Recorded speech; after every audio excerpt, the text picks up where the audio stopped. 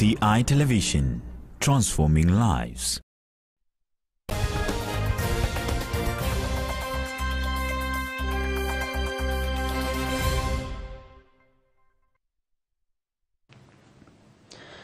Good morning and welcome to the mid-morning pack, the 25th day of October 2023. How are you? I hope you're fine. Welcome to MBCI TV. Every time, every week from 10:30 to 12, we have various issues that we have planned for you. And today we are talking matters of leadership and other issues. But today we are talking about academics, and today we are looking at the state of national examinations preparedness. We are all aware that the KCP and KCSE examinations are now set to start. Already KCSE have already started, and by Friday we are expecting the KCPE rehearsal to continue. My name is Paul Kag. Today on behalf of my colleague Mangi Chomola, karibu katika kipindi cha siku ya leo. I'm very happy to be here today, and we have a guest who is going to help us to look into details, matters of academics, who is Danish Okoth, who is also education analyst. But before then, I want to ask you one question, that what is your take on national examination preparedness? What is your take on the national examination preparedness? You can text via 23814. 23814. That is our SMS number. WhatsApp number 0721 105 and 105. What is your take on the national examinations preparedness? Do you feel or think we as public, as parents, as teachers, as government, we are set for the national examination? Your take on 23814 0721 105 105. We are again live. You want to text via our FB account. We are live on our FB account, MBCI TV, our YouTube account, MBCI TV Official. Welcome again to the mid-morning, the 25th day of October 2023. Before we continue with the topic of the day on the state of national examinations preparedness, allow me first to be able to look at one or two issues which are making headlines for the last few days. And one of the issues that is coming up today and by yesterday, the whole of this week, is the issue of the Meru governor, Kawira Mwangaza, who is in again and is locking heads with the MCAs who are prepared to oust him again as the governor of Meru.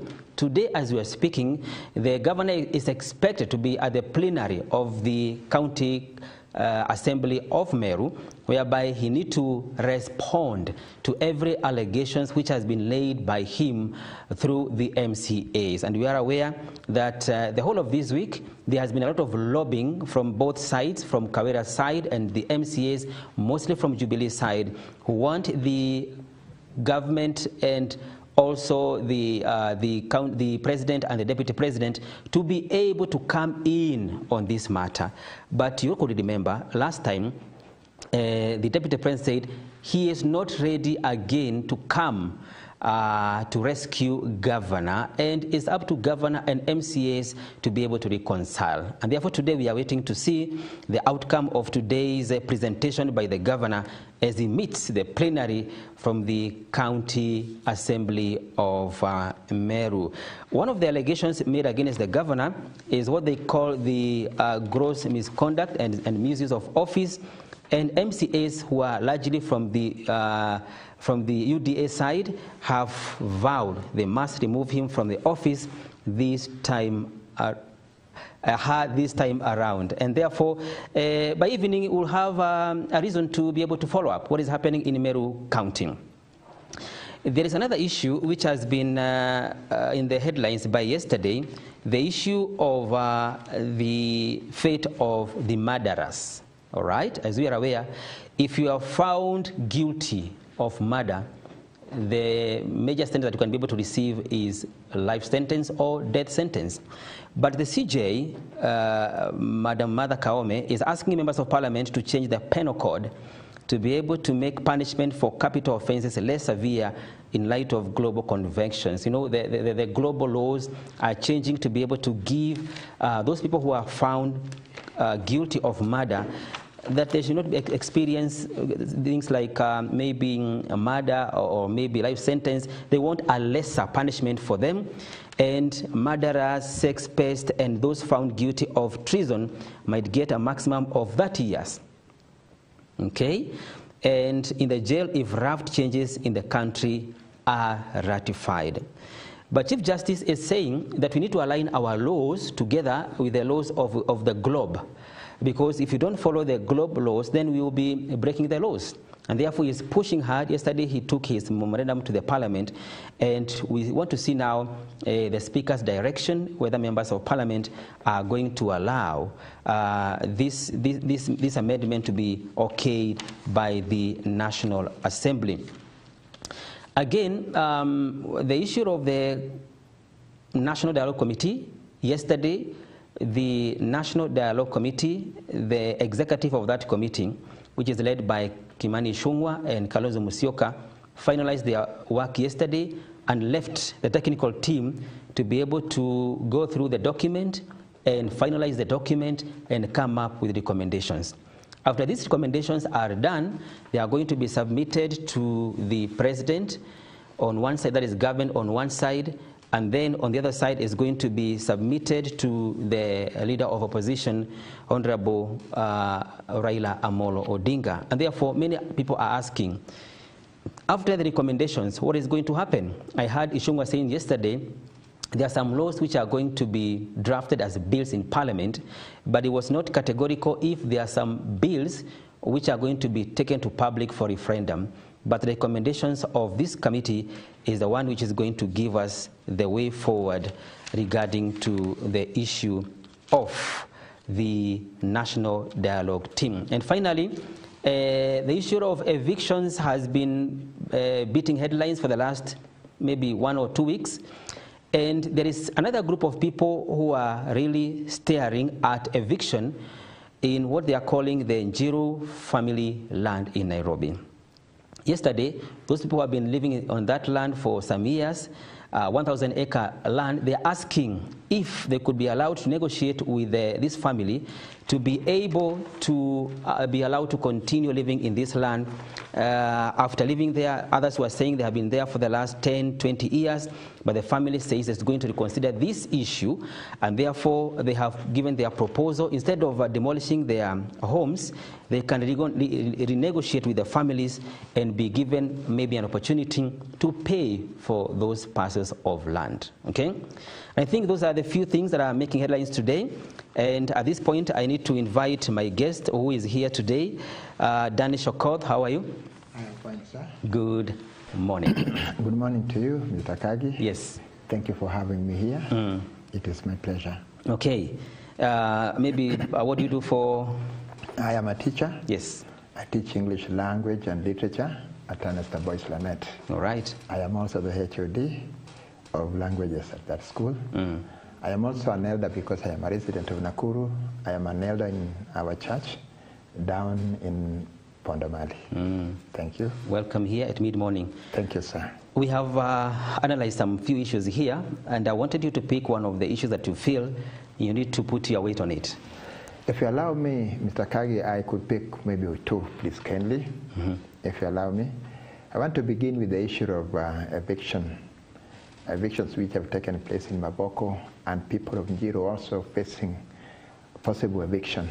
But it seems like it may not go that direction, especially if the family agrees to speak with them and allow them to dialogue and come to some understanding or consensus. Of course, they will have to pay for a second term. Yes. Looking at what happened in the last week or so in Maboko, it is quite a distraught. Many people lost their lifetime investments. In fact, I did hear somebody saying he invested all his money, over 15 million shillings, to buy land and build his house on that land, expecting to live there and his family for the rest of their life. Right. But now the house has been demolished. It is done yet, yes.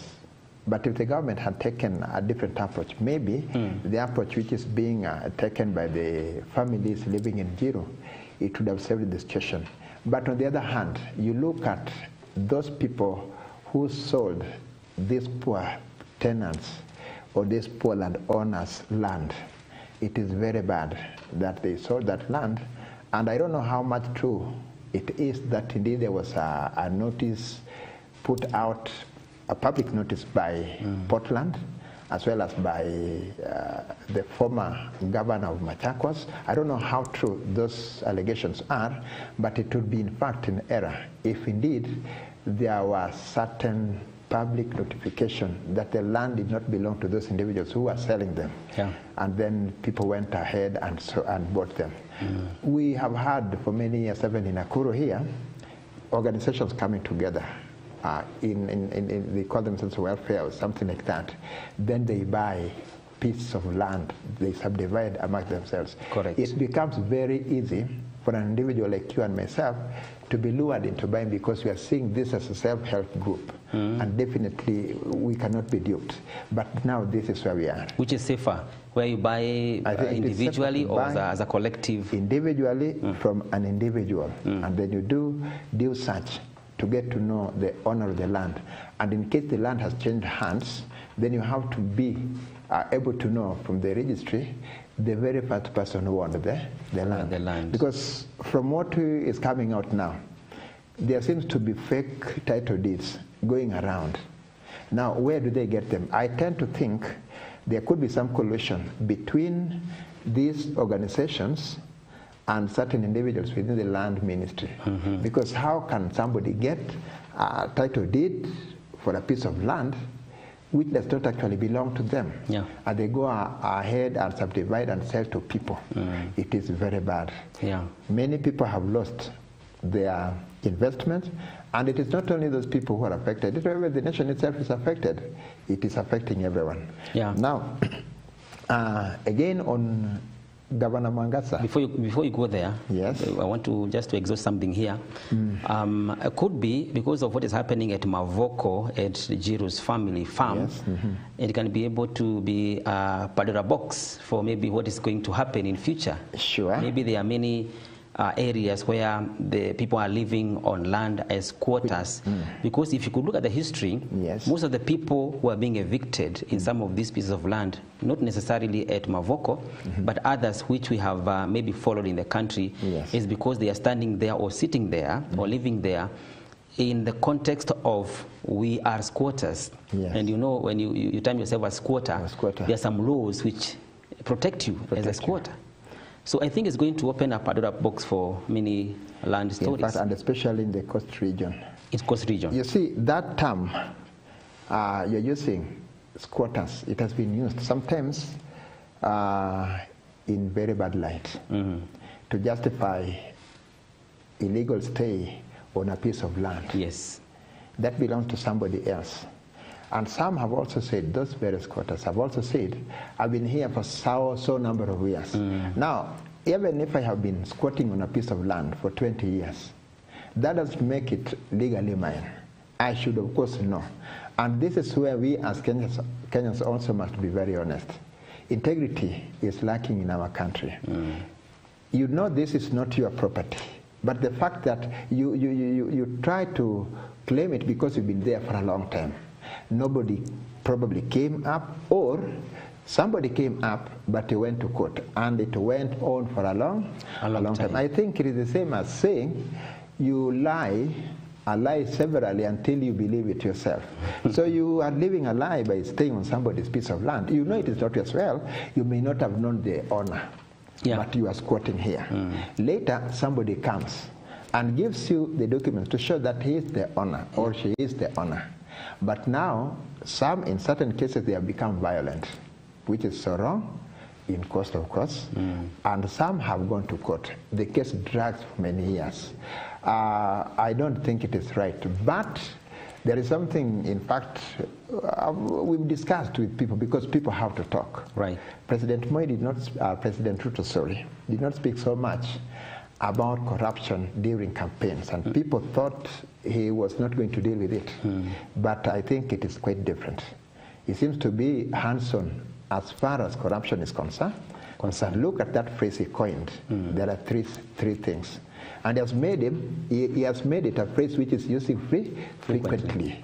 It seems to be decided on fighting corruption. And seemingly he knows what goes on in the land ministry. Right. And because he has kept quiet, totally quiet over Mavoko. We've never seen this amount of destruction we have seen in Mavoko anywhere. Initially, we could have evictions, yes, destructions of property, but just some vibanda barabarani. But now, houses worth millions of shillings have been brought down. And it finally, is going to open Pandora's box. In fact, you're very right. Right. And now, people should learn from that. And maybe finally, on this matter, one thing that maybe people are questioning is during campaigns, the president was very categorical on promising that it shall never happen again. Yes. Whereby if you are a squatter on a piece of land, there shall never be any inhumane way of treatment of evicting people. Yes. But they say there will be a better way of doing it. There will be negotiations and all sorts of things. But again, in his regime, the story is quite different. What is your take on that? Sometimes when we are outside, we see things differently. When we get into the very situation, we now understand better. And that is wisdom. Really, he did say that. Yeah. And probably that humane way is not anywhere. And it cannot be anywhere. He's not been able to find it. He's dealing with it, in fact, probably in the most inhumane way. But the fact of the matter is, he's being honest. The land belongs to somebody, and these people must leave the land. That is why he decided to keep quiet about it. He has never spoken about it? No. Okay. Yes. Right. Before we go to the other matter, dear viewer, this is the Mid-Morning Pack. Today we have Danish Okoth, who is an education analyst, who is a teacher in the academic profession. And today we are asking you, what is your take on the National Examination Preparedness? What is your take on the National Examination Preparedness? Our SMS number is 23814. Our WhatsApp number is 0721105105. You can also drop your text on our FB account. We are live, and even our YouTube. Yes, Kawira Mwangaza's impeachment is on the table. It came too soon. And she was rescued the other time, I think last year. This time probably she may not be so lucky. But there could be, I am only sorry if there is any mischief in the whole affair.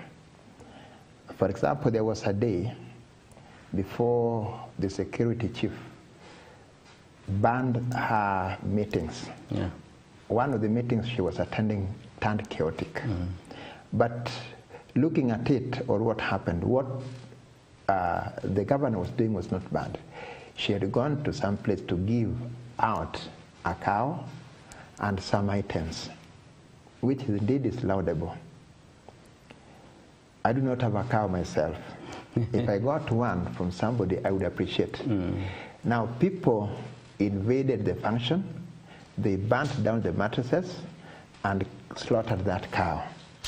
You can't tell me these people did not have somebody. Did not have somebody, I mean, making them act in that manner. What is it that the governor did to warrant such action? Then immediately from that meeting, her meetings were banned. You can see some political mischief in the whole thing. I don't think they are being very honest. I have followed, not so much the things that she does. She does for the sake of the less advantaged people in society in Meru. Why are they doing what they are doing to her? You see? Even today, not all MCS agree that she ought to be impeached. But she may end up being impeached. I am not aware whether if one is impeached, they are allowed to come, to stand again for election. I am not aware of that. But if that be the case, then if I were she and she knows she's doing well, then she would allow them to go ahead with the process, impeach her, and seek re-election later. Her situation is like the situation of the former Kiambu governor, Bernard Waitito, was impeached because of some gross misconduct. And again, if Kawira is impeached because of gross misconduct, I feel that he's going to fall the same fate because he's going to be in wrong books with the EACC. So she will not be allowed to stand? Maybe. Probably. But I don't think it is right. Women are somehow looked down upon. It is unfortunate that men occupy most positions of leadership, and even the MCAs themselves are men. But again, women are also used to destroy other women. Yes. In this case, she may not even have women supporting her, probably, or rather most of them supporting her.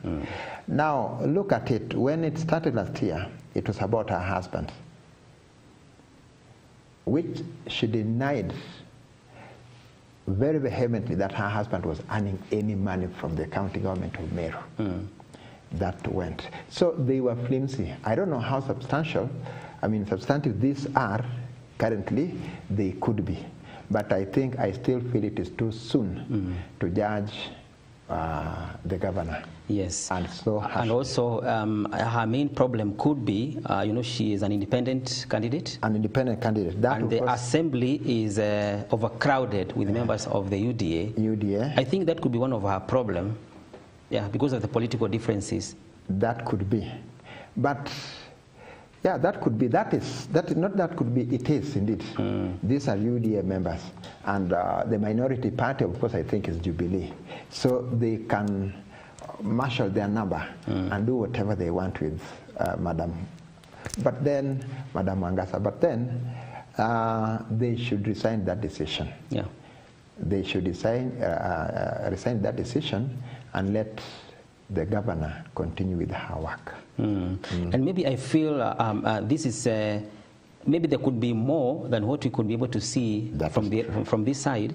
Maybe inside the county there are more, because as I was just checking around, it's like everybody is against her, right? From the senator, the senator, the all CS, the MPs, all the MPs, the CS, Linturi, you see.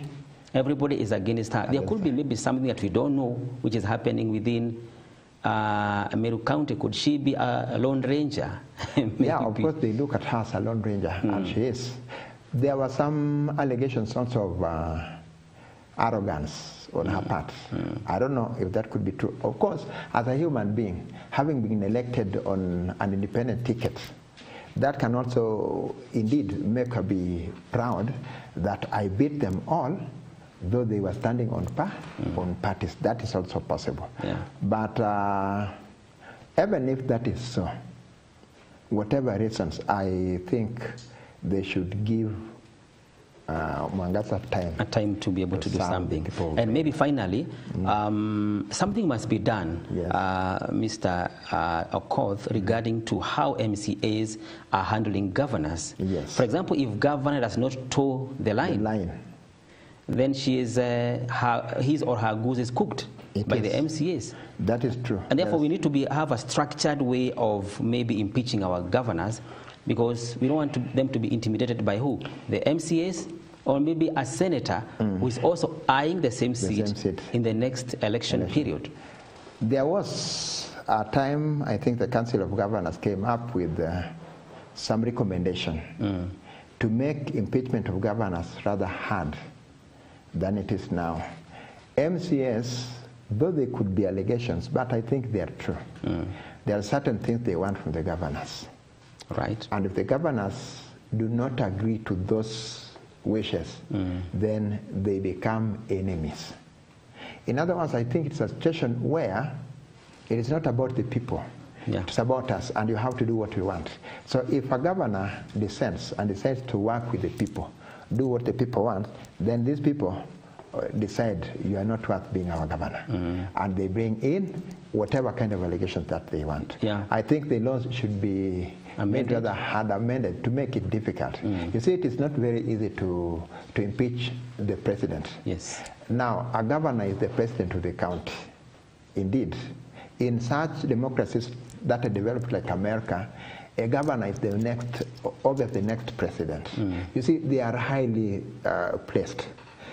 Theirs should be just like that of the president, that to impeach them becomes almost impossible. Right. Unless it is something which is obvious and everyone can see. But if it is not, then I think we are headed the wrong direction. Just the other day, there was that of Nyamira. But of course, it failed. You see, certain allegations, in fact, they may seem in the eyes of the public so huge. But when you go down to the ground, they are not actually even existing. Yeah. There was one more issue which has been raised in terms of maybe succession in our counties. And one of them is when the governor is absent in terms of maybe impeachment or maybe death or any other situation or maybe illness, whereby the deputy governor automatically takes the seat. There has been a lot of noise regarding to that clause, whereby that's why we have been having a lot of squabbles between the governors and the deputy governors, because the deputy governor, though he is not directly elected by the people, but he is so close to power, which maybe he has not sweat for. And therefore, that clause also needs to be checked on how to be able to inherit a governor in case of any situation. How does it happen at the national level? God forbid, if President Tutu is not there, the automatic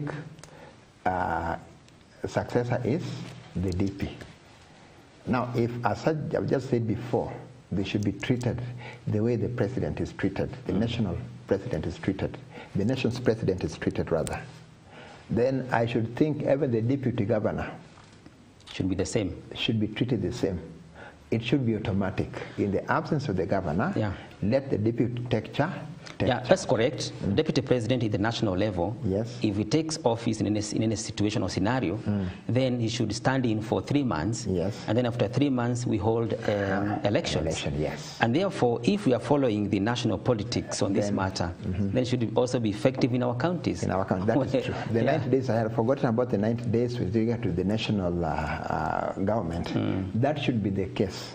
Let the deputy government take charge for 90 days, 3 months, before a new election is conducted. Because as you put it, this deputy was not directly elected by the people. Right. In fact, this election is courtesy of the governor himself. But again, we must not also forget there are people who voted the governor not because of himself or herself, but because of his deputy. So there is a level, a certain amount or percentage of votes that he also brought. Or because of the deputy? Yes, because of his deputy. So he has a voice as well. Yes. So I think we need to, I think it's not bad for us to be able to relook at some of the clauses in our constitution, which maybe in devolution we have seen they are hurting our devolved units. For example, even the issues of the distribution of resources via the national government and the counties. We still need to relook at all those issues to be able to move to the next level, because there are some issues which are drawing us back. So again, when you go to the counties, there is a struggle between how to share some resources. I was reading at the papers today, there is another issue which is coming up in the Sia County, whereby the Orengo is having a problem with his deputy, because Orengo is having some very big projects which MCAs want to have control. So we also need to have also way of amending laws to manage our resources. Mr. Kagi, in 1 minute. I have always handled a divergent view with regard to devolution. In fact, as a young man, I did advocate for devolution a long time ago before anybody talked of it in Kenya. I don't know why I got it, but I thought and I think so strongly. The national government is doing well, and it's okay. Let me begin from there. But I think most of the developments should be devolved. Okay. And money, though collected by the central government, should also follow those devolved functions to the counties. If indeed the current regime is implementing bottom-up, it should be truly bottom-up. Let almost everything go down to the basics, to the ward level. Let it be there. We are giving a very small percentage of our national revenue to the counties. All right. In my view, it should be more than that. In fact, the county should be getting more than the national government. All right. If we did that, I think truly we would have true development coming down from there. Now, coming to the county level. That's seconds.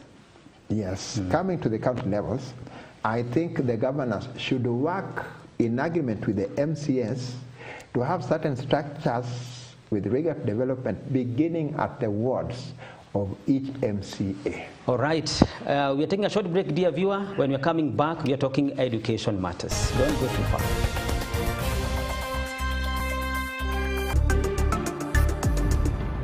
MBCI Television, transforming lives. Kingdom Missionary Society for All Nations KIMSAN kwa ushirikiano na viongozi wote wa makanisa ya Molo wanawaalika nyote katika mkutano mkubwa wa Injili, ubatizo na matibabu ya bure, yani free medical camp, kwa ushirikiano na Quality Modern Hospital, Kabarak University na Wizara ya Afya. Wakaaji wote wa sehemu zote za Molo mnakaribishwa mjiunge nasi Molo Stadium kwa siku 3 za Injili, miujiza, matibabu ya bure na uvuvio. Mkutano huu utaongozwa na mtumishi wa Mungu Reverend Sifas Senyonjo kuanzia tarehe 26 mwezi huu wa Oktoba hadi tarehe 28 mwezi huu wa Oktoba mwaka huu wa 2023. KIMSAN, sharing God's love, transforming lives. Akutanguliaye kisimani, akutanguliaye kisimani. Azoereki maji azoereki. Sorry. Nakuru iko na MCS wangapi? 8.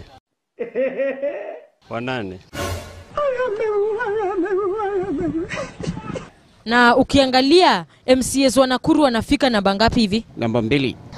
Rake of Lake Bogoria. Twende.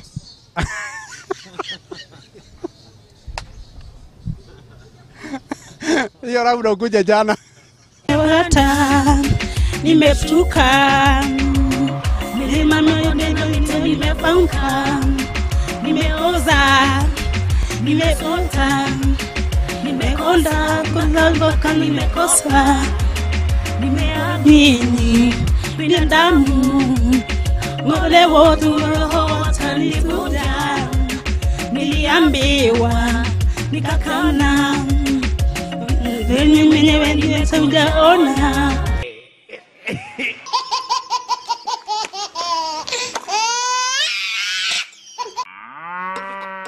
Kilimo ni uti wa mgongo katika uchumi wa kitaifa.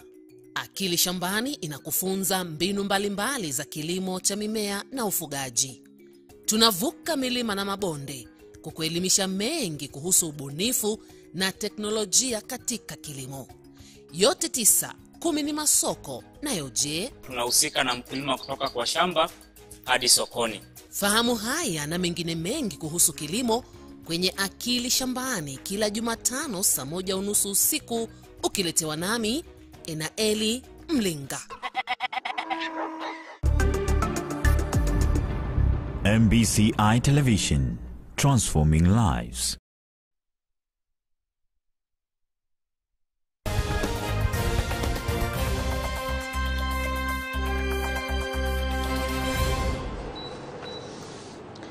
All right, welcome back to the mid-morning pack. Today we are talking about education and more so on the national examinations preparedness. Today we have Mr. Danny Shokoth, who is an education analyst, and today we are asking you, what is your take on national examinations preparedness? What is your take on the national examination preparedness? Text us on 23814. 23814, our WhatsApp number. Text also to 0721 105 105. And Mr. Okoth, I know that now we are in the season of examination, right, from KCPE, KPSEA, and also the KCSE. I know you have been in the classroom for quite some time. Several years. Several years, eh? Yes. Maybe your comparison between the 844 system and the CBC system. What is the main big difference between the two? Thank you very much once more, Mr. Kage. I have had experience with 844 Yes. for many years because I've been a teacher for a long time. 844 was crowded somehow, and the focus was mostly on what I call grammar work. That is academics. Did not give the students opportunity to diversify in certain areas. I may take you back to the previous system before 844. That lasted up to 1985 when the last CPE, no, 1984, the last CPE was done. Yeah. Now, that was a bit, in my view, okay, because it had certain components of handiwork. And students could diversify into that after school, even after primary. I know from back at home, some people who went ahead from primary to go into technical works. And we also had good technical schools then. Now with 844, though the intention was good and right, but I think sometimes later it lost that original plan. And so it became purely academic. What was the original plan? The original plan was to infuse technical subject into it, including music itself. It was so good, but I think it was so either rushed or not properly implemented. Hence, it narrowed down later to purely academic thing, leaving those other segments. If you look in our society, not all of us have gone to school to that negligible level, should I say, because basic education today is Form 4. Yeah. But from Form 4, if you don't have any skills, there is no job you can do. Very true. Now, this CBC is giving us that opportunity for students to diversify right from primary. They get to know which areas the parent gets to know and the child gets to know which areas they are best in. For example, I was checking at my daughter's junior secondary daughter report from this morning. The assessment has approaching what? Expectation, approaching expectation, within the expectation, excellent above expectation. You see such kind of things. So this enables a parent and the child himself or herself to know which areas of course they could be best in, so that we do not waste time, many years on academic work, which in the long run will not be helpful to us. 844 was good, but it later changed into something which is a monster.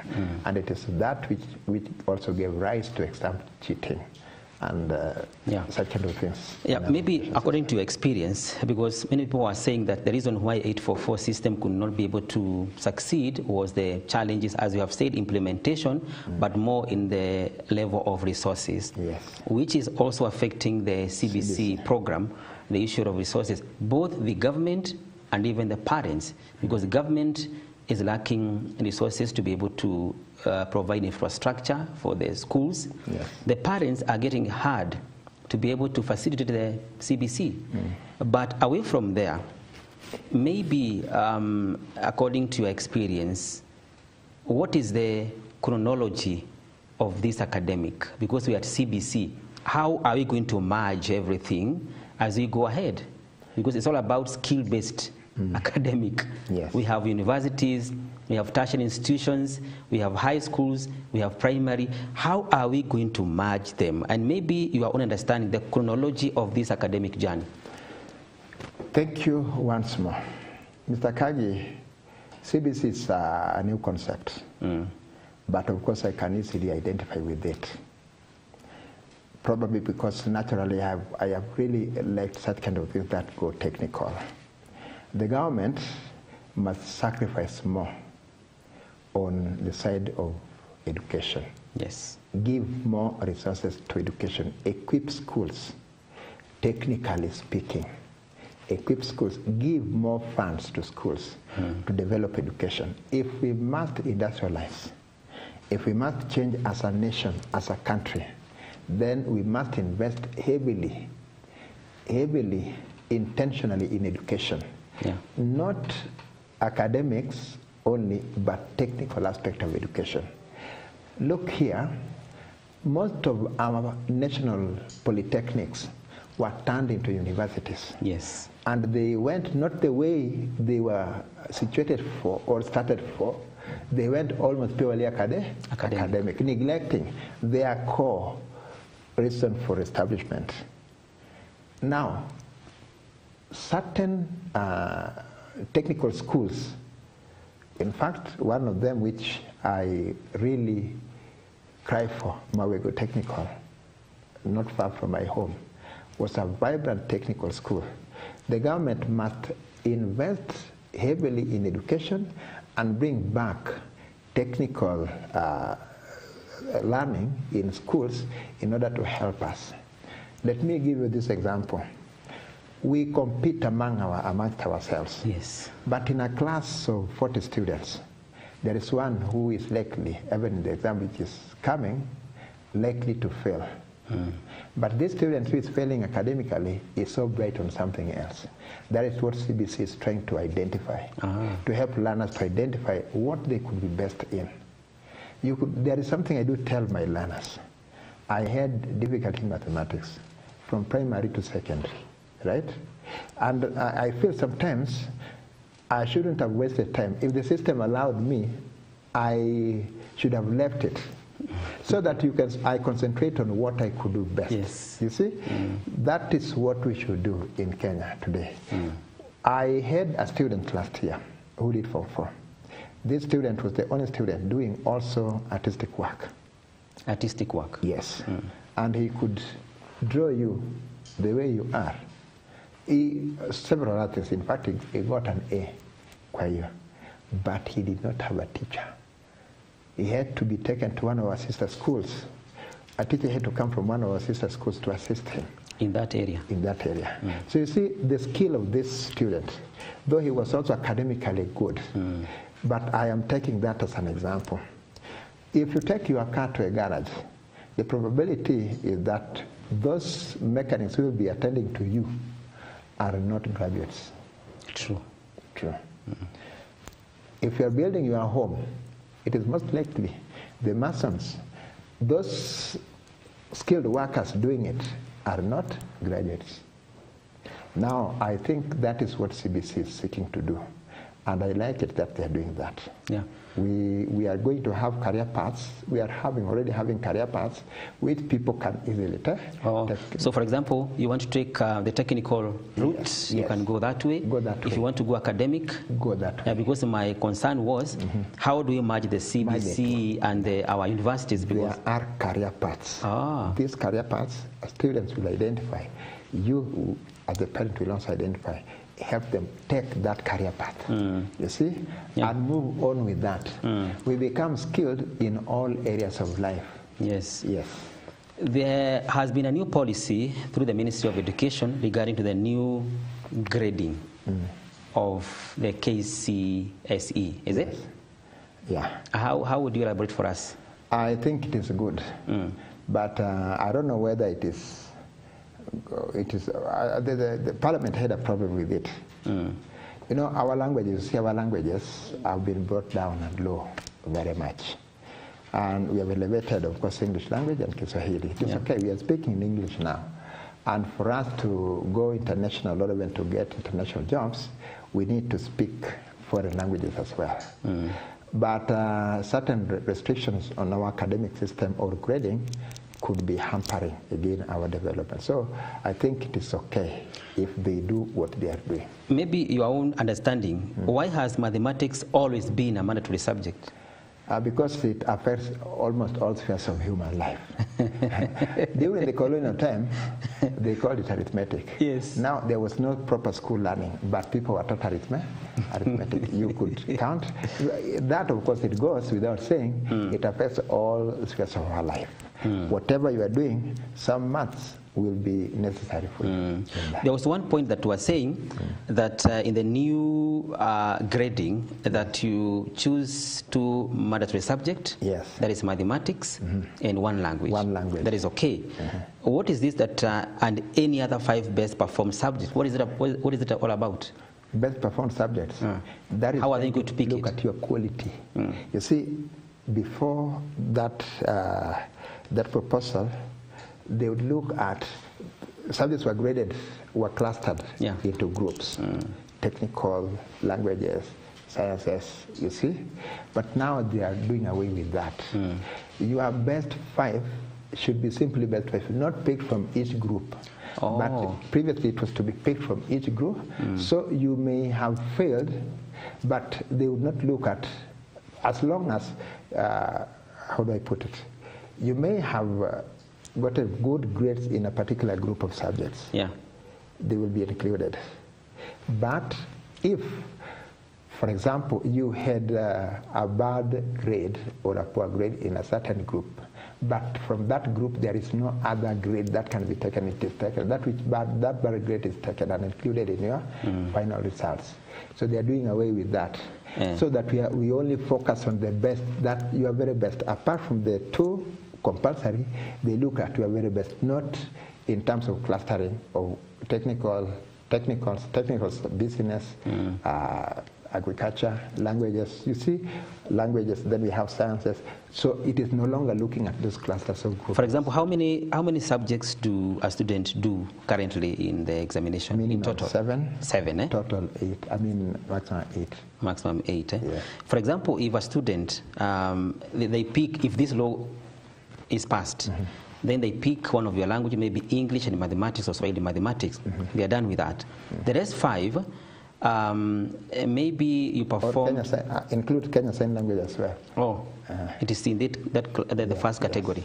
And then you have done maybe like 4, you have done very well, and the last 2, you failed. So my question is, they are going to do away with the ones you failed. They are not going to appear in your certificate? Yes. They are only looking at this ones which you did well. Yeah. Why did you fail in the first place in the other 2? Most likely, you are not good at them. So why should you be burdened with it? That means going forward, you should not even have anything to do with them. Yeah. Pursue these ones, these others which you are comfortable with. Yes. Okay. I should have started English right from primary to secondary. You see, let me go back, Mr. Kaji. We never did Kiswahili in primary. See, and back in my home area where I studied, up to secondary, I only had, in my entire life, primary and secondary, I had Kiswahili lessons twice. In class 5 once, and in secondary once, in Form 4. You see, once. Yes. Now, here I can speak Kiswahili very fluently. I learned it later in life. I did try very much to understand and know mathematics, but the concept was a challenge to me, right? I still go back there, waste of time. Let somebody specialize on what I knew, what I could write from primary.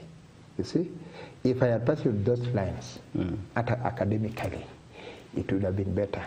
That is why I very much advocate for CBC. When I see people discrediting or talking ill of CBC, I really feel bad. Yes, I know it is burdensome, but as a matter of fact, the government can fund it to lessen the burden on the parents.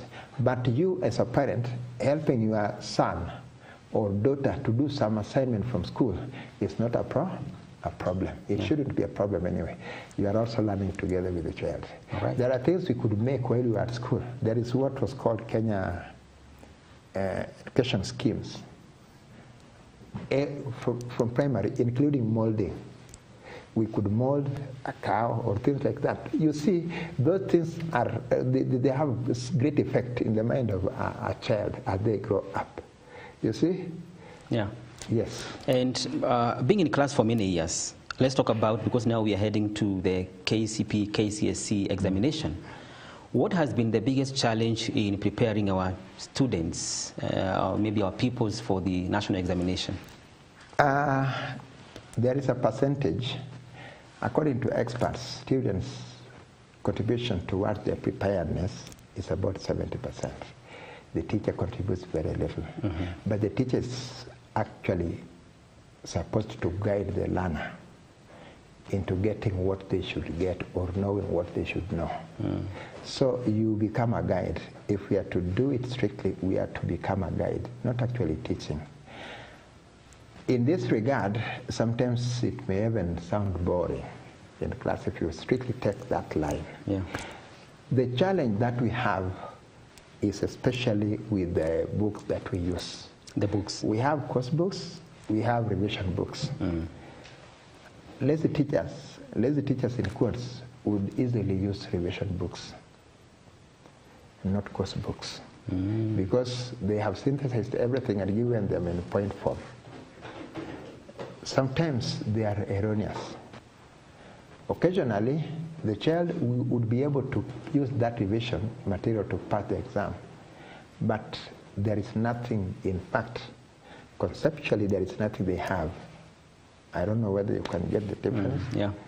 Yeah, reading culture is very low, and even teachers tend to encourage that. When you see a teacher taking or making notes, teaching notes from a revision book, then that there must be a problem. And they say that if you want to write something from an African, put it in a book, because they do not have time to go through it. So that of course is a challenge, and it doesn't prepare students well. An all-round student should be prepared by the teacher by guiding them on how to get what they get. And this is done in stages. In certain places, for example, at this point in time, most teachers have left teaching or going to class. While others are still going to class up to the last day. But when they go to class, sometimes a teacher guides the learners by asking one of them to do something on the board or chalkboard. And as he sits there to make certain corrections, you are helping them to do what they should do. Is that okay?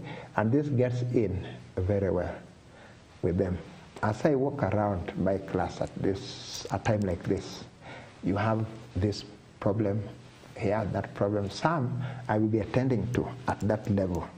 But if you have a problem which I feel could be helpful to the entire class, or which is a challenge, then I go back to it, to the front, and with the help of the student, not the teacher, we develop this, a mechanism around solving this problem which you had.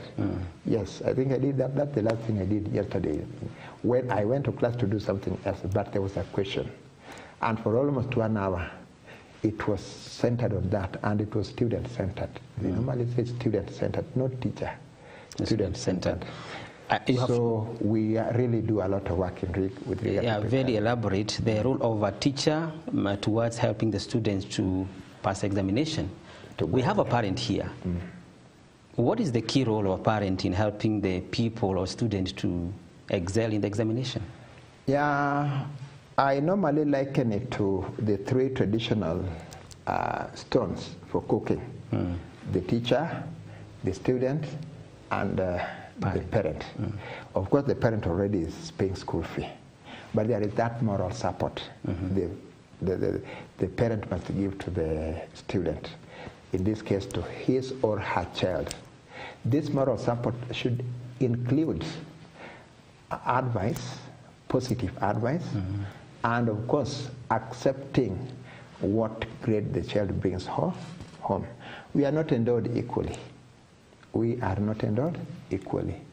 If you were to judge a fish by its inability to climb a tree, you would be wrong. If you would judge an animal like an elephant by its inability to swim in water, you would be wrong. You see, you cannot compare the two. We are at variance as far as our ability are concerned. No wonder Jesus in Matthew 6 talks of the 3 people. He gave the talents. One he gave 5. Another one he gave 2. Another one he gave 1. And then Matthew says, according to their abilities. You see, each one of them had a certain ability, and God has given us different abilities. Our capacities are different.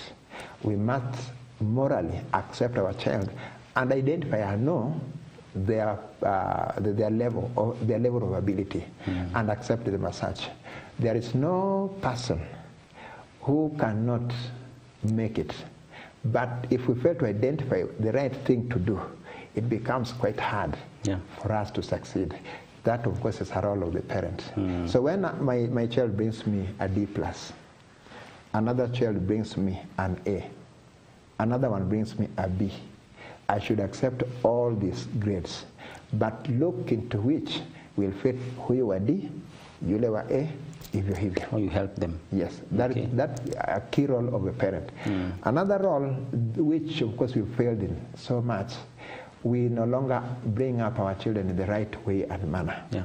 You see, when we fail, in fact, in most cases, we have seen situations where a parent expects the teacher to mold their child in the right way and manner.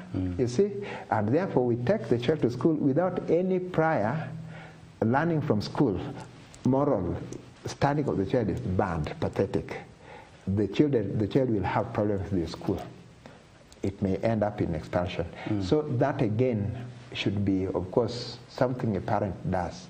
We are sometimes very cruel to them. They don't want us to be cruel. They want us to accept them and treat them with love. Yes. And identify their weaknesses and accept them in those weaknesses. Remember, he is your child. And if they are weak, they have your gene. And there was one scenario, Mr. McCall, regarding to one parent who had given an ultimatum to the child. Yes. That if you don't get this grade in high school, no, in primary school, KCPE, then forget about high school. Or maybe I'm not going to take you to this and this kind of a school. And the child was very much eager to go to high school, to a boarding school. And to a certain school. But when the results came, they were not very welcoming. And the child knew, I think now my dad is on my neck. Yes. That I'm going to miss going to the best high school or maybe to a boarding school. And the child was very stressed because of the parents' ultimatum. Haven't you heard of children committing suicide? Yes. That is one of the reasons they do. I have never understood why I can't understand my own child. It begins with understanding myself. Yes. I've just told you about my mathematics. I don't care who is watching, but I've told you about my mathematics. In fact, I have several children. And I have only one who liked mathematics and did well in mathematics. The rest have inherited the same problem from the far. If I couldn't, why should I force them to? You see? But in other areas, they are very much okay. Okay. Giving children ultimatum can result to such eventualities like committing suicide or even running away from home. Yeah. Please, parents, do not do that. It is very wrong for you to do that, to force your child to get a certain grade. You should be able to understand the ability of your child. Let your child accept that which the child brings home and find a way of making that, utilizing that which he has. There is no child who is weak in the sense of weakness. That cannot do anything, no. Yeah. No. The other none. And we have people who have succeeded in this country but probably did not even go to school. We had a person like Jenga Karume, who was a tackle seller. We have had many. Yes. There is that natural intelligence a person is born with. God gives us. But this academic, you may lack this academic intelligence, but then you have that wisdom which God only gives people. Accept them the way they are. Do not give them ultimatum. Before you ask me the next question, let me give you this unfortunate scenario. Yeah. A student did well at Form 4, and they went to the university. The father wanted the child to do law. Unfortunately, the child did not like that. And he went and did that law and brought the certificate to the father. I told him, now this is your certificate. I am going to do mine. And he went, he had made money. He went to Austria, study what he wanted to study. Now you see, sometimes it is always better to understand our children. Yes. Yeah, let us understand them. I have never been able to understand, but one of my daughters was so, so passionate about doing catering. Why? And yet she was a daughter I expected to do journalism. She was so particular about it, and she pursued it, she did it, you see? But sometimes... But I wanted her to do something else. Yeah, on the same scenario, don't you think sometimes there are some children who make wrong decisions or career decisions that we need to correct them? That it's not always that what they want to say or to do is always right. What do you... what parameters do we use to choose careers? Does it concern our passion? Is it money that we shall earn from it? What exactly? Job satisfaction. Yeah. Yeah. Let's talk of job satisfaction. I like what I do, and I feel satisfied with what I do. How much I earn notwithstanding. Unfortunately, we choose careers based on how much you would earn. You end up doing some job you don't like, and there is no satisfaction you derive from it, but because of money you are doing it, and hence you become very inefficient.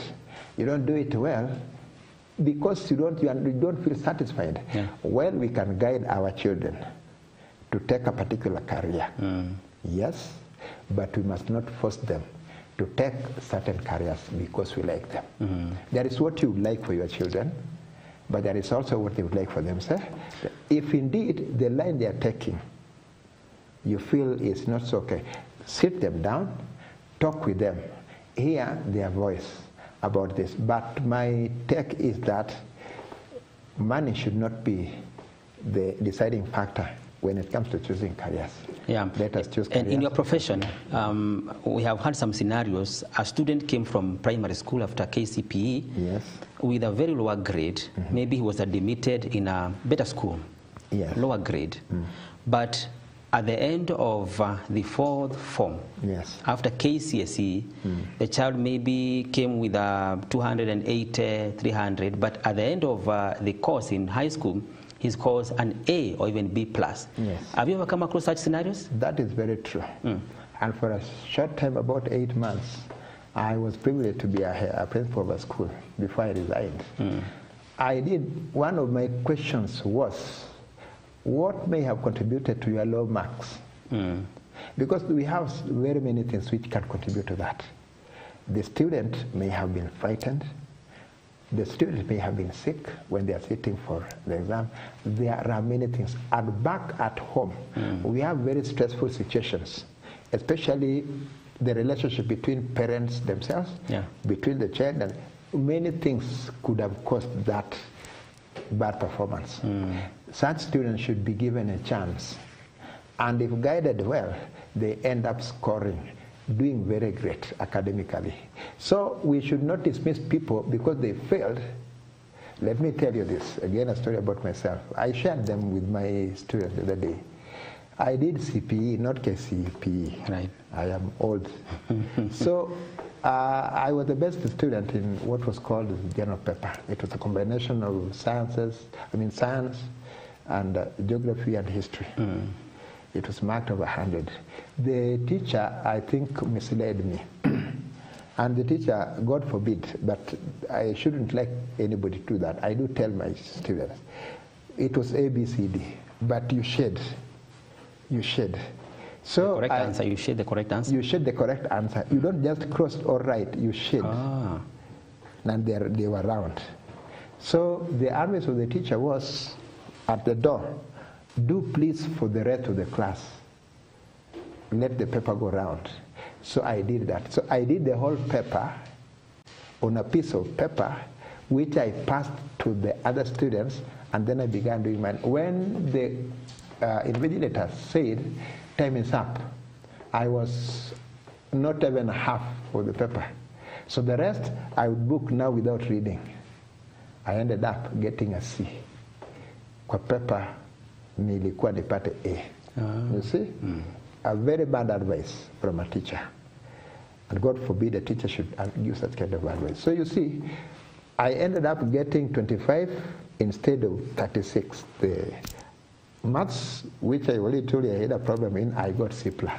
So I did well in maths than in general paper. The overall total marks were 36. I got 25. 11 shy of the total marks. You see such kind of scenario. You are now going to school, you are considered a weak student, when I was not actually weak. Because of the marks that you are receiving. The marks that you get. So sometimes we judge them based on the mark they scored, but there could have been certain situations which arose which made it impossible for them. And when such a student comes to you, you should think twice. Well, if they are brought by somebody else, that could be a different situation. But if it is the student himself, then the student must have realized his or her mistake and may be willing or ready to correct it. Yeah, there's one more issue regarding to the exam cheating, and there was one report given by the Parliament, the Parliamentary Committee on Education, regarding to the 2022 exams cheating, especially KCSE, and they give their reasons. And one was the use of mobile phones in the exam rooms. There was 13 cases of center managers and supervisors open question papers and authorized materials in exam rooms, and cases of impersonation during examination. We'll be looking at this. We want to see why do students cheat in examination, and how can we be able to handle this. And before we go there, my colleague Vincent Kimutai was on the ground to be able to talk to people regarding to examination preparedness. And this juncture, may I welcome you, Vincent Kimutai. Welcome about. Kagi pamoja na Mangicho, shukran sana. Na leo hapa nitakuwa nikizungumza na Wakenya kuhusiana na masuala ya mitihani ya kitaifa KCSE ambayo iling'oa nanga kuanzia siku ya Jumatatu, ambapo wanafunzi katika kidato cha 4 walianza na somo la Kifaransa, somo la Kiarabu, somo la muziki, na mitihani hiyo itaendelea hadi tarehe 24 Novemba.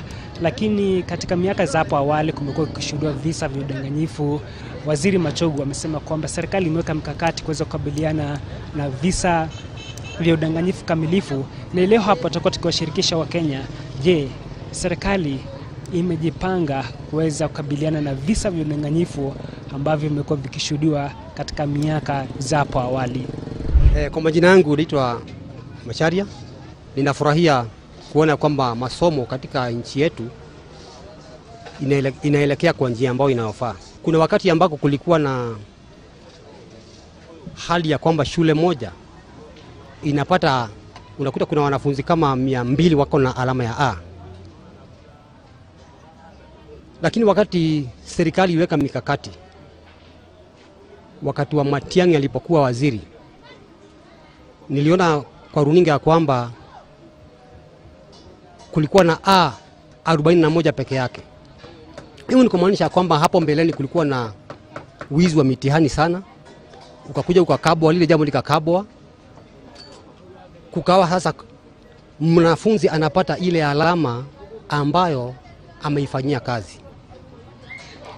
Juzi tu hivi, kama mwaka uliopita kulipofanyika mitihani, niliona kwa runinga juzi wakitoa ile report ya mitihani, na wakasema kwamba wakubwa wa mashule ama principals na walimu, kulikuwa na tetesi ya kwamba wao ndio sasa wameingia katika hili swala ama hii hali ya kuingiza wanafunzi katika udanganyifu. Kwa sababu gani? Hawa wakubwa wa mashule wanahitaji promotion.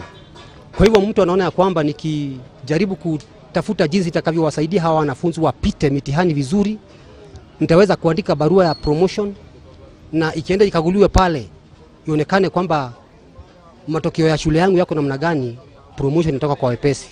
Na hilo jambo likasemekana kwamba litachukuliwa hatua na kutakuwa na mikakati ya kuweza kusawazisha. Sidhani wamejiandaa vilivyo kulingana last year vile ilikuwa, na miaka ilivyofuatia ni kama level imeenda chini. Nini inapaswa kufanywa ili kuzuia udanganyifu? Sijui nini walikuwa wamefanya hizo miaka zingine, lakini ni kama walikuwa eliminate vile walimu wanaweza pata zile mitihani ndio passing to students. So wakiweza reduce hiyo, I guess naweza enda mahali. Hii mtihani ambayo inaanza ni vizuri ya kabiliano naye kulingana ile mtihani alikuwa ameweka ma container.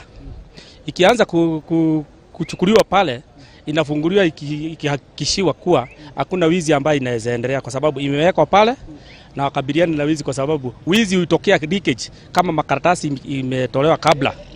Hiyo ikiwa sealed, wasimamizi wote ambao wanasimamia mambo ya mitihani wanachukua makaratasi hapo, alafu wanaenda naye kulingana wakipeleka kwa mashule. Sababu gani? Iwe wakabiliane na wizi. Wizi hutokea kabla, kama iwezi wekwa pahali moja na ilindwe, kwa sababu isiporidwa mitihani huwa inaibiwa kama iwezi niwekewa security ya kutosha. Hiyo ndio tu naweza sema iwekwa kwa macontainer alafu inachukuliwa hapo na ikipelekwa moja kwa moja mpaka kwa mashule. Kwa hiyo ndio tunaweza kabiliana naye kwa hiyo wizi. Takwimu naweza 70%. Wamejitayarisha lakini si kabambe kabisa. Kama kunaweza kuwa na visa vya udanganyifu. Yezi kosa lakini sio sana. Vya. Sasa unafikiri ni serikali au wizara ya elimu inapaswa kufanya nini kudhibiti udanganyifu? Wanastahili washirikiana wote wawili. Serikali na wizara ya elimu. Mimi kwangu mimi naona bado juu wenye wana mark ile mtihani ni wenye tu walisahihisha ile mtihani, na hauwezi pata ati wenye wako na udanganyifu ni wao wanafunzi, ni kutoka juu. Juu ikiangaliwa kutoka juu, kutoka wenye wanaongoza kule juu, hakuwezi kuwa na udanganyifu. Mimi maoni yangu naweza sema tubadilishe wenye wanasahihisha hiyo mtihani na wenye wana supervise. Kuna maofisho wenye huwa wanatumwa kuangalia ile pale chini. Kwa hivyo mwanafunzi kuiba inaweza kuwa chini sana kuliko mwenye anamuongoza. Sioni kama kutakuwa na hiyo wizi. Juu huyu Machogu amejitayarisha sana. Kambura aliweka kuna tight security. Kambura hata mtihani watoto waingie kwa mtihani, mambo ya kupeleka hizo mitihani kwa madarasa, kunaonekana wameweka hiyo tight security such that hata kuimba hiyo mitihani kabla ya hiyo siku ya mtihani ifike itakuwa ngumu sana. Mimi naona wamefanya kazi, sio kaa ile wakati wa kitambo, wakati wetu, wakati kulikuwa kunaibwa. Saa hii wamejiandaa vizuri kabisa. Wamesimamia mashule, tunataka tubadilishe watu. Tuwabadilishe. Juu sasa hata hii mtihani itakuja lazima wataibia hiyo. Kila wakati, kila mwaka lazima inakuwa na hii mambo ya kuiba hii mtihani. Hii watu kama wangebadilishwa, hiyo ingekuwa kitu kingine. Sasa lakini kama hii tukufuata tu hii, hapana, hiyo haiwezekani.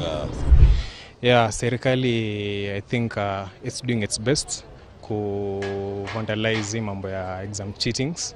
Yeah, that's what I can say. So they should believe in themselves and watch udanganyifu. They should believe in what they have studied, and by doing that, by believing in yourself and by your hard work, utapata matunda yako. I think cheating is not the way to go. Yeah. Tuko na imani kwamba huyu waziri Mashogu kwa wakati huu atakuwa chonjo. Amekaa rada, na tuko na imani na hii serikali ya Kenya Kwanza ya kuwa kwanza inajikakamua.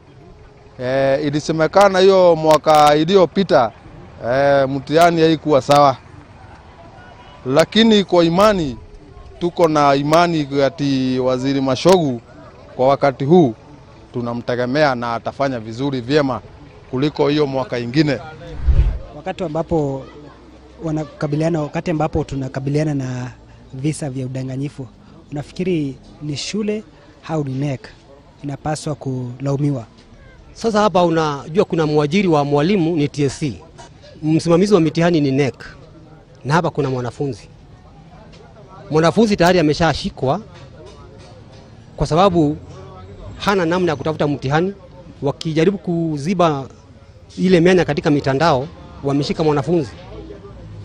Sasa TSC na NEC washirikiane pamoja ili wajue kwamba hawa wakubwa wa mashule wataweza kuwakabili namna gani, ili wajue kwamba matokeo haya wanatoa wapi, wale wanaotunga hii mitihani.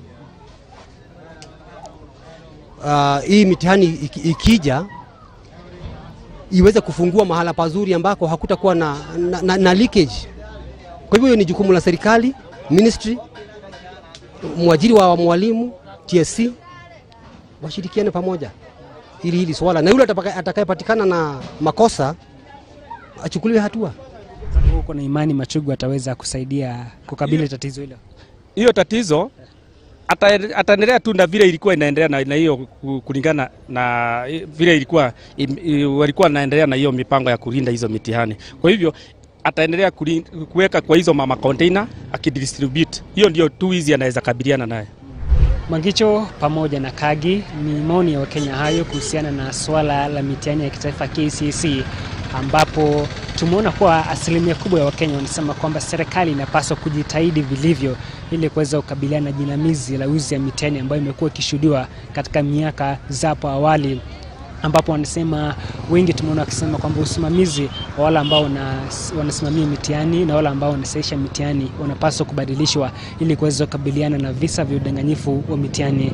Lakini kinachosubiriwa ni kuona kuwa kama wizi huo wa mitihani itaweza kukabiliwa jinsi ambavyo Waziri wa Elimu Ezekiel Machogu ameweza kuahidi kwamba mitihani au wizi wa mitihani utaweza kukabiliwa. Nikiripotia kipindi cha Mid Morning Park, jina langu ni Vincent Kimutai.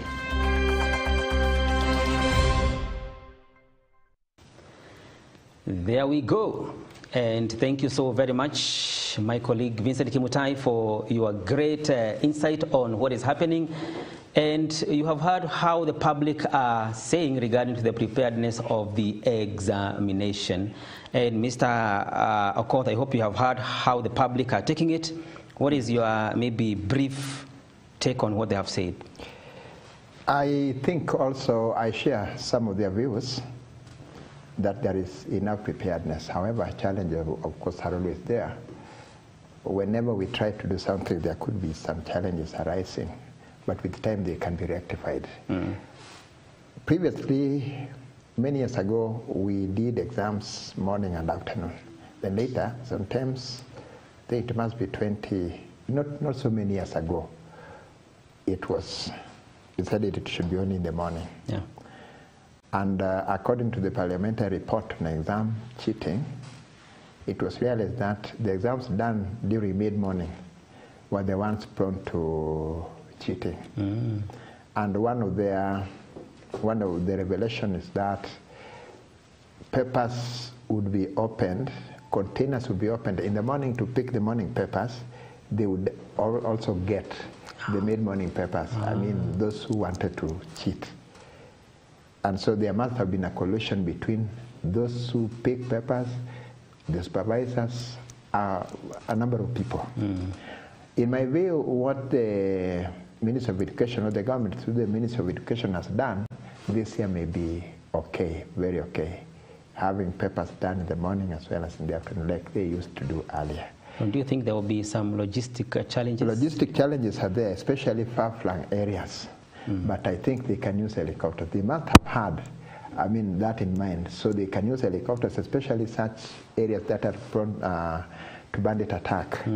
They can use helicopters. And those areas which are far away from exam centers, they can use helicopters to take the exams. But also what I think they have done, I was checking on their progress, is that they have added more containers, which are more closer to the institutions.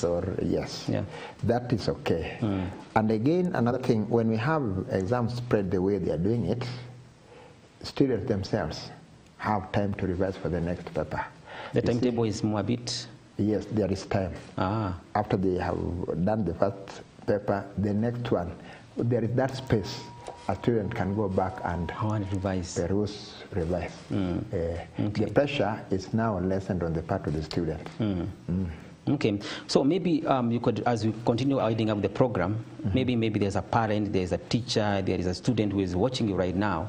Yes. And what is the danger of a student indulging himself or herself into cheating? This is what I would appeal or say to parents. Even without being caught? Even without being caught? Yes. We have ramifications of our actions, especially with regard to exam cheating. Personally, I have set 3 principles in my life, which I do emphasize to my learners. Let us be guided by 3 things: religion, morality, and sense to duty for those of us who are working.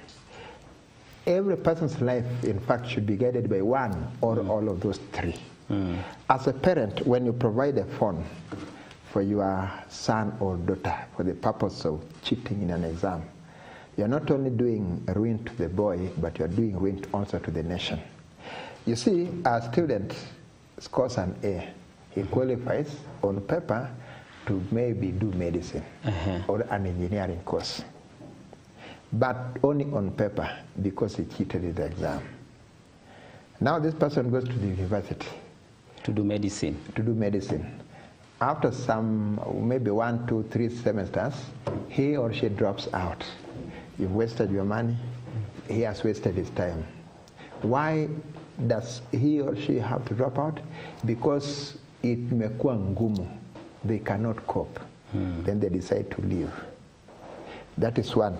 So it is going to be unbeneficial to the learner in the long run. Okay. And of course, the chance that would have been taken appropriately by somebody else was given to undeserving students to study medicine.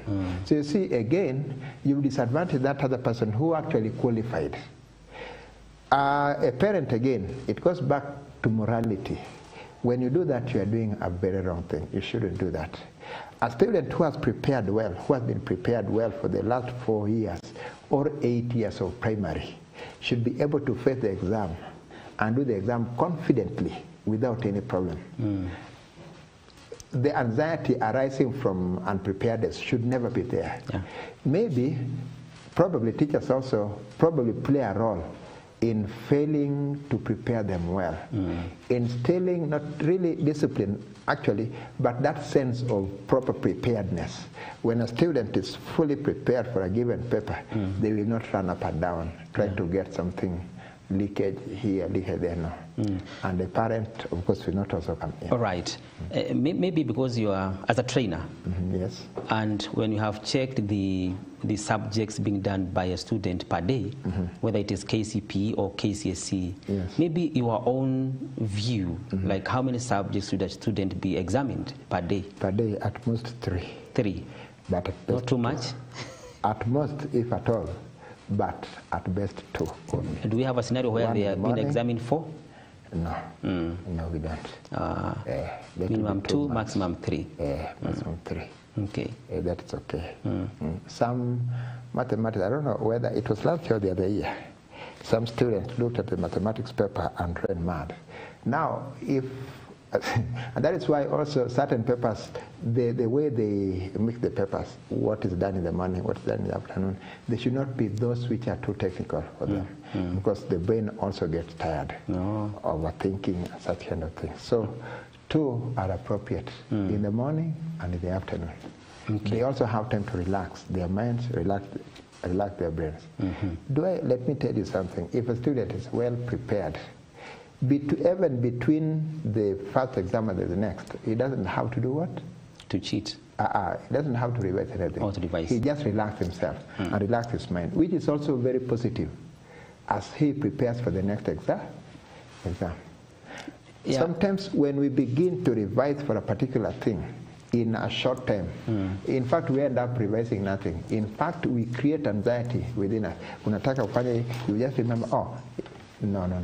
Sometimes it is even appropriate, and that is why also NEC advises you don't discuss a paper after you've done it.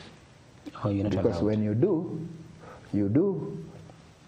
these students will be saying this will be saying this, and we did the same paper, yes.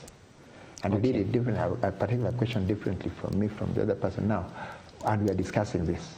It is not healthy. All right. And maybe because there may be a parent who is listening to us and watching, maybe in few seconds, I would like to talk to someone who is at home using that camera there. Maybe your advice to people who is sitting for examination in the next few days. Yes. Dear parents, I am a teacher. I wish to advise you as a teacher, a parent as well.